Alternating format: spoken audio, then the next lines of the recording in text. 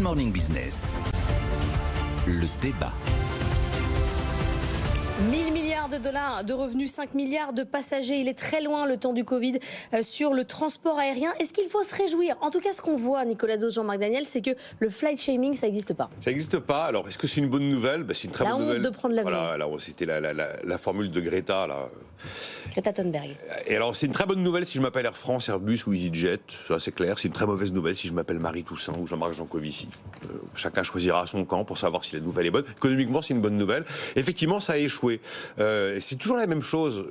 Il y a régulièrement des sondages d'opinion qui sont faits sur, à titre personnel, considérez-vous que vous ressentez une forme de culpabilité à prendre l'avion. Alors généralement, c'est plutôt la main sur le cœur quand on répond au sondage. Et puis dans les données de marché, c'est pas du tout ce qu'on observe. C'est valable pour tout. Hein. Tout le monde veut du circuit court, du biosourcé, de tout ce que vous voulez. Et puis on voit bien que ce sont les plateformes de fast fashion chinoises qui cartonnent. Donc il y a une forme peut-être pas de malhonnêteté, mais un peu de schizophrénie entre ce qu'on dit dans les sondages d'opinion et comment on gère sa propre existence.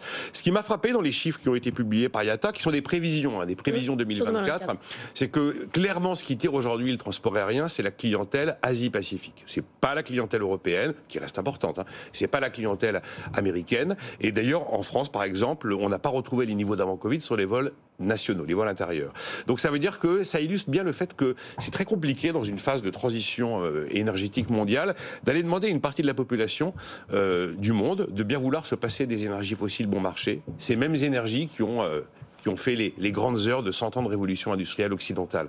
On est toujours là à regarder dans nos frontières ce qu'on est capable de faire en matière de maîtrise des gaz à effet de serre, mais le sujet est complètement planétaire. Il y a une partie de la population du monde qui n'est pas exactement dans les mêmes dispositions que nous. Elle n'a pas eu les mêmes agendas, pas eu les mêmes calendriers de développement, et les énergies fossiles font partie à part entière du dispositif actuel. Alors, quand on regarde les choses, le transport aérien aujourd'hui, c'est 3% des émissions de CO2 dans le monde, ça émet de l'oxyde d'azote, et il y a un phénomène, les grandes traînées de condensation participe aussi au réchauffement. Donc, est-ce que la solution, c'est dans moins de trafic ou pas? Alors, évidemment, vous pourriez compenser vos vols. Alors, on pourrait compenser effectivement avec de la fiscalité, bien sûr. En tout cas, quand on pose la question à IATA, ils considèrent que la solution, elle n'est pas dans la baisse du trafic, elle est dans les investissements. Alors, ils mettent en avant des chiffres. À horizon 2050, on sera à 65% de carburant non fossile. C'est 0,5 aujourd'hui. Oui. Donc, le problème, c'est que le carburant non fossile, il reste 2 à 3 fois plus cher que le kérosène. Il y en a, mais de toute façon, l'offre, effectivement, n'est pas suffisante. Et donc, la réponse n'est pas dans la baisse du trafic, disent-ils. La réponse, elle est bien sûr dans les investissements, avec au passage un petit message aux États souverains pour qu'ils apportent leur contribution aux investissements du secteur.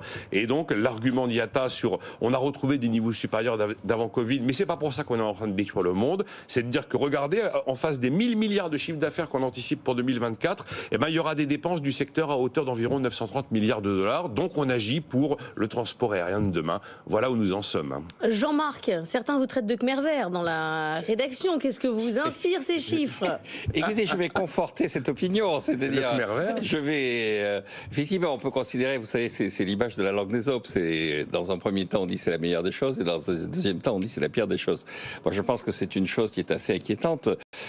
Nicolas l'a rappelé, sur le plan des émissions de gaz à effet de serre, c'est un des principaux contributeurs et surtout pas uniquement de CO2, c'est-à-dire ça contribue au réchauffement climatique par d'autres effets que le CO2, c'est 5% du réchauffement climatique lié au fait que ça dégage, ça modifie la circulation de la vapeur d'eau et que ça dégage de l'oxyde d'azote. Mais ce qui est intéressant aussi, et c'est un véritable enjeu, c'est que 80% des gens qui vivent sur la planète à l'heure actuelle n'ont jamais pris l'avion. Oui, ça c'est vrai. Ils ont envie de le prendre. Et ils ont envie de le prendre. Oui. Donc on retrouve cet argument que mettait en avant Nicolas, c'est-à-dire qu'effectivement le rapport au réchauffement climatique n'est pas le même dans les pays qui ont fait la révolution industrielle et qui sont dans une phase dite post-industrielle et ceux qui sont en train d'entrer dans la révolution industrielle.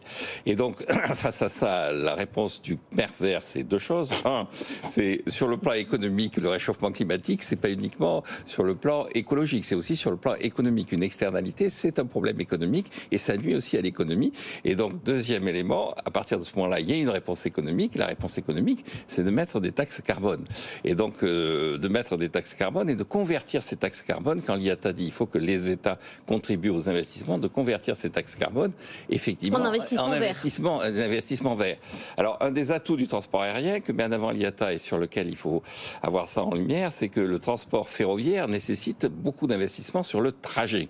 Le transport aérien n'a pas besoin d'investissement sur le trajet, il n'a besoin d'investissement qu'au point de départ et au point d'arrivée des aéroports. Mais le ciel, qui est la voie de circulation de l'avion, il est là, il n'y aura pas besoin d'investissement. Et donc, je pense qu'un des éléments clés, c'est le carburant et surtout, effectivement, la gestion des investissements aéroportuaires, de faire en sorte que ces investissements soient les plus efficaces possibles en gestion des avions, garage des avions, utilisation des avions, réponse aux attentes des utilisateurs. Ma réponse finale, c'est taxe carbone, taxe carbone, taxe carbone. Vous n'allez pas vous coller les mains avec de la glu sur un Airbus jusqu'à ce qu'on mette en place la taxe carbone?